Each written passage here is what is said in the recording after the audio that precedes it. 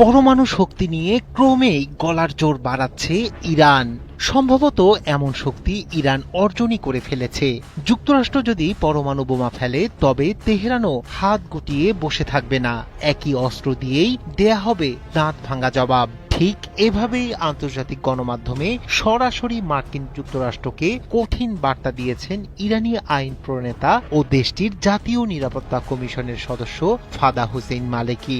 এই হুঁশিয়ারির পরপরই বিশ্ব কূটনৈতিক বিশ্লেষক ও জনমনে কিছু প্রশ্ন উঠেছে। যুক্তরাষ্ট্রকে তাদের নিজস্ব ভাষায় জবাব দেওয়ার জন্য ঠিক কতটুকু পারমাণবিক সক্ষমতা রয়েছে ইরানের? আন্তর্জাতিক পরমাণু শক্তি সংস্থার নজর এড়িয়ে সত্যিই কি তারা পরমাণু বোমা বানিয়ে ফেলেছে, নাকি এটি শুধুই এক মনস্তাত্ত্বিক যুদ্ধ? ইরান অফিসিয়ালি কখনোই নিজেদের পারমাণবিক শক্তিধর দেশ হিসেবে ঘোষণা করেনি, কিন্তু সামরিক ও গোয়েন্দা বিশ্লেষকদের মতে দেশটির হাতে ইতোমধ্যেই বেশ কিছু সুনির্দিষ্ট ও অপ্রকাশিত সক্ষমতা রয়েছে, যার উপর ভিত্তি করে তেহরান এই হুঙ্কার দিচ্ছে। কতটুকু পারমাণবিক উপাদান বা ইউরেনিয়াম আছে ইরানের? এমন প্রশ্নে আন্তর্জাতিক পরমাণু শক্তি সংস্থার সর্বশেষ তথ্য অনুযায়ী ইরানের কাছে 60% সমৃদ্ধ ইউরেনিয়ামের বিশাল মজুদ রয়েছে। পারমাণবিক বোমা বানাতে 90% সমৃদ্ধির প্রয়োজন হলেও 60% থেকে 90%-এ পৌঁছাতে ইরানের মাত্র কয়েকদিন বা সপ্তাহের সময় লাগবে। অর্থাৎ তেহরান এখন পরমাণু বোমার থ্রেশহোল্ড বা দোরগোড়ায় দাঁড়িয়ে আছে।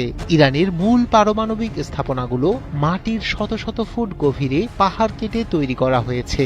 বিশেষ করে ফোর্দো এবং নাতানজের মতো ভূগর্ভস্থ প্ল্যান্টগুলো এতটাই সুরক্ষিত যে সাধারণ কোনো মার্কিন বা ইসরায়েলি বিমান হামলায় এগুলো ধ্বংস করা প্রায় অসম্ভব। মালিকি স্পষ্ট করেছেন, ইরান এখন সক্রিয় ও আক্রমণাত্মক নীতিতে অবস্থান করছে।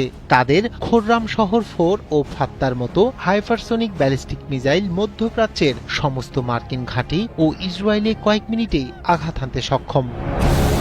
তেহরান ও ওয়াশিংটনের মধ্যে সমঝোতা স্মারকের আলোচনা ভেস্তে যাওয়া এবং হরমুজ প্রণালী অবরুদ্ধ হওয়ার সংকটময় মুহূর্তে মালিকির এই বক্তব্য বেশ তাৎপর্যপূর্ণ। ট্রাম্প প্রশাসনকে সতর্ক করে তিনি জানিয়েছেন, ওয়াশিংটন তাদের প্রতিশ্রুতি না মানলে এবং সামরিক পদক্ষেপ নিলে তার পরিণতি হবে মারাত্মক। তাছাড়া ইরানের অনেক উন্নত সামরিক সক্ষমতা ও গোপন অস্ত্র এখনও উন্মোচন করা হয়নি বলে দাবি করেছে তেহরান। তবে সত্যিই যদি মধ্যপ্রাচ্যের আকাশে পারমাণবিক বোমার ধোঁয়া ওঠে, তা পুরো বিশ্বকে এক বিধ্বংসী ও অনাকাঙ্ক্ষিত মহাযুদ্ধের মুখে ঠেলে দেবে।